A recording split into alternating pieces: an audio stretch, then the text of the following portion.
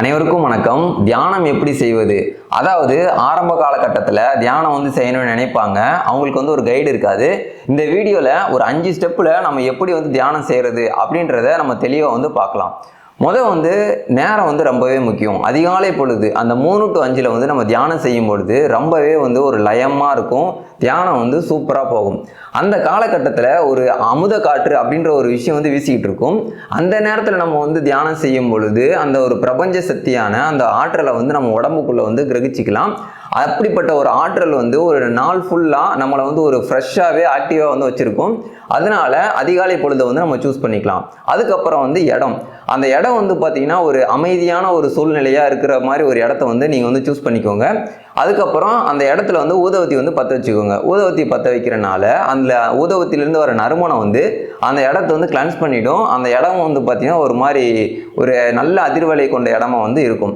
அதுக்கப்புறம் அந்த இடத்துல ஒரு விரிப்பு விரிச்சுக்கணும். முன்னெல்லாம் புலித்தோல், மான் தோல் அதில் தான் அமர்ந்து தியானம் செஞ்சுக்கிட்டு இருப்பாங்க.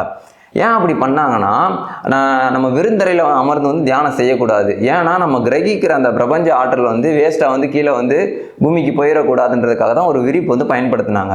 இப்போ நம்ம புலித்தோல், மான் தோலுக்கெல்லாம் எங்கே போகிறதுன்னு கேட்டிங்கன்னா அதுக்கு சாத்தியமே இல்லை. அதனால தான் இந்த தர்பப்புல் பாய் அதில் நம்ம அமர்ந்து தியானம் செய்யும் பொழுது அந்த ஒரு ஆற்றல் உடம்புக்குள்ளேயே கிரகிச்சிக்கலாம். அதுவும் இல்லைன்னா ஒரு ஒயிட் கிளாத்தை விரித்து அந்த ஒயிட் கிளாத் மேலே அமர்ந்து நம்ம தியானம் செய்யும் பொழுது அந்த பிரபஞ்ச ஆற்றலை நம்ம உடம்புக்குள்ளேயே பார்த்தீங்கன்னா தற்காத்து கொள்ளலாம். 3வது உடல் தூய்மை.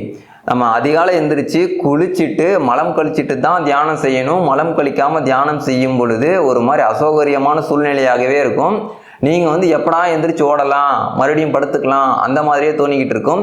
அதனால் எம்டி ஸ்டொமக்காக வச்சுக்கணும். வயிறை எம்டி ஸ்டொமக்காக தான் பார்த்தீங்கன்னா வச்சுக்கிட்டு நம்ம தியானத்துக்குள்ளே போகணும். 100 ml வாட்டர் மட்டும் குடிச்சிக்கலாம்.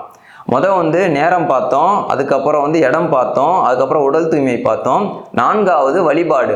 உங்களுக்கு பிடிச்ச இஷ்ட தெய்வத்தை நீங்கள் வழிபாடு பண்ணிக்கோங்க. அதாவது முருகன் பிடிச்சா முருகன், சிவபெருமான் பிடிச்சா சிவபெருமான், இல்லை வேறு ஏதாச்சும் காளி அந்த மாதிரி உங்களுக்கு எந்த தெய்வம் பிடிக்குமோ அந்த ஒரு தெய்வத்தை நீங்கள் நினச்சிக்கிட்டு அதுக்கப்புறம் நீங்கள் தியானத்துக்குள்ளே போகும் பொழுது உங்களுக்கு அவங்களோட ஒரு சப்போர்ட் கிடைக்கும். இப்போ நம்ம அமர்ந்தாச்சு, அந்த ஒரு விரிப்பில் அமர்ந்தாச்சு. ஆசனம் போடணும். ஆசனம் உங்களுக்கு பத்மாசனம் போட முடிஞ்சால் பத்மாசனம் போட்டுக்கலாம். அப்படி இல்லை என்னால் சாதாரணமாக தான் அமர முடியும்னா நீங்கள் அப்படியும் உட்காந்துக்கலாம். அதுக்கப்புறம் கையில் இந்த சின்முத்திரை அப்படின்றது பிடிச்சிக்கணும். இப்படி தான் பார்த்தீங்கன்னா பிடிச்சி உட்காந்துக்கணும்.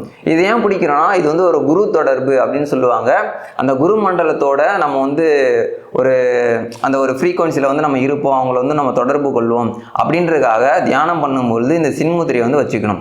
அதுக்கப்புறம் நடுமுதுகு தண்டு எலும்பு ஒரு நேராக இருக்கணும். அந்த நடுமுதுகு தண்டு எலும்பு இப்படி கரெக்டாக இருக்கும் பொழுது நம்ம எந்த இதுவுமே யோகமே தெரியாதவங்க கூட நடுமுதுகு தண்டு வளையாமல் இப்படி உட்காந்துக்கிட்டு இருந்தாங்கன்னா அதுவே பார்த்தீங்கன்னா ஒரு யோகமாக இருக்கும். இது வரைக்கும் முன் தயாரிப்பு தான் பார்த்தோம். இப்போ தான் மெயின் சாப்டருக்குள்ளேயே போக போகிறோம். நீங்கள் கண்களை மூடி அந்த மூச்சை மட்டும்தான் கவனிக்க போகிறீங்க. மூச்சு எங்கே மேலே போகுது, எங்கே கீழே வருது, இப்படி மூச்சை மட்டுமே நம்ம கவனிச்சுக்கிட்டு இருக்கும் பொழுது அந்த டோட்டல் அவேர்னஸ்ன்றதை பார்த்தீங்கன்னா வரும். நம்ம மூச்சவே கவனிச்சுக்கிட்டு இருக்கும் பொழுது மனம் அதே நேரத்தில் நாளைக்கு அங்கே போகணும், இங்கே போகணும், உனக்கு தியானம்லாம் தேவையா, நல்லா தானே இருந்த, திடீர்னு எதுக்கு நீ தியானம்லாம் கற்றுக்கிற, இதுக்கும் நமக்கும் சம்மந்தமே இல்லையே, இப்படி பல எண்ணங்கள் பார்த்தீங்கன்னா வந்துக்கிட்டே இருக்கும்.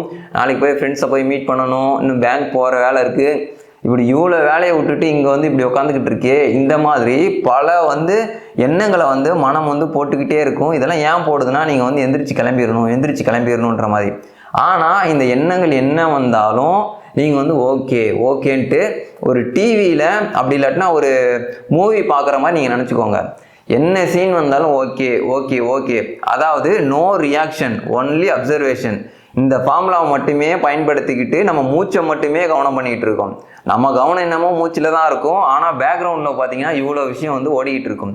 இது எல்லாம் கடந்து நம்ம ஒரு 10 நிமிஷம்னா 10 நிமிஷம், 20 நிமிஷம்னா 20 நிமிஷம் இப்படி ஒரு அலாரமே செட் பண்ணிக்கோங்க. அலாரம் செட் பண்ணிவிட்டு நீங்கள் இப்படி அமரும் பொழுது இதுதான் பார்த்தீங்கன்னா சாட்சி பாவனைன்னு சொல்லுவாங்க. நம்மளே பார்க்கறது. இப்போ நம்ம ஒரு புற உலகில் ஓடிக்கிட்டு இருக்கும் பொழுது நம்மளே பார்க்க முடியாது. இப்படி கண்ணை மூடி அமர்ந்து உள்ளே பார்க்கும் பொழுது தான் தெரியும் நம்மளோட மனசு எவ்வளோ சேட்டை செஞ்சுக்கிட்டு இருக்கு அப்படின்ற மாதிரி. இப்படி வந்து நீங்கள் ப்ராப்பராக வந்து ஒரு 7 நாள்னா 7 நாள் பண்ணுவேன், ஒரு இல்லாட்டினா ஒரு 14 நாள்னா 14 நாள் பண்ணுவேன், இப்படி வந்து ஒரு முன்னவே வந்து ஒரு தீர்மானிச்சுக்கிட்டு தியானம் பண்ணால் மட்டும்தான் அந்த தியானம் வந்து ப்ராப்பராக வந்து போய்கிட்டு இருக்கும். இது வரைக்கும் நான் சொன்னது ஒரு ப்ராப்பரான மெத்தட், அதாவது கரெக்டான நேரம் சூஸ் பண்ணி, கரெக்டான இடம் சூஸ் பண்ணி, அதுக்கப்புறம் கரெக்டாக உடலை வந்து தூய்மை செஞ்சுட்டு, அதுக்கப்புறம் வழிபாடு பண்ணிட்டு நம்ம தியானம் பண்ணும் பொழுது மனம் வந்து புத்துணர்ச்சி பெறும்னு.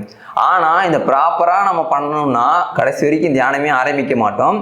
சரி, தியானத்தை எப்போ தான் ஆரம்பிக்கிறதுன்னு கேட்டிங்கன்னா, இந்த வீடியோ பார்த்து முடிச்ச அடுத்த நிமிஷமே வந்து பார்த்தீங்கன்னா நீங்கள் வந்து ஒரு 5 நிமிஷம் உட்கார போகிறேன் அப்படின்னு உடனே ஸ்டார்ட் பண்ணிடணும். இப்படி உடனே ஸ்டார்ட் பண்ணால் மட்டும்தான் இப்படி ஒரு ப்ராப்பரான விஷயத்துக்கு மனம் வந்து ஆட்டோமேட்டிக்காக கொண்டு போயிட்டு அந்த இடத்துல விடும்.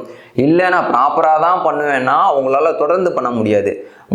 நேரம் கிடைக்கும் போதெல்லாம் வயிறு வந்து காலியாக மட்டும் வச்சுக்கோங்க. அந்த மாதிரி நேரம் கிடைக்கும் போதெல்லாம் கொஞ்ச நேரம் ப்ராக்டிஸ் பண்ணுங்கள். இப்படி கொஞ்ச நேரம் ப்ராக்டிஸ் பண்ணும் பொழுது இந்த ப்ராப்பராக நம்ம பண்ணால் நல்லா இருக்குமே அப்படின்ற மாதிரி ஒரு மைண்ட் செட் வரும். அதுக்கப்புறம் தான் உங்களால் அந்த ப்ராப்பரான ஒரு மெத்தடையே வந்து பார்த்தீங்கன்னா சூஸ் பண்ணி பண்ண முடியும். ஸோ இது வந்து ஒரு பிகினருக்கான ஒரு மெடிடேஷன் மெத்தட் தான். இதை நீங்களும் ட்ரை பண்ணி பாருங்கள். உண்மையிலே ஒரு நல்ல ரிசல்ட் வந்து இருக்கும். நன்றி.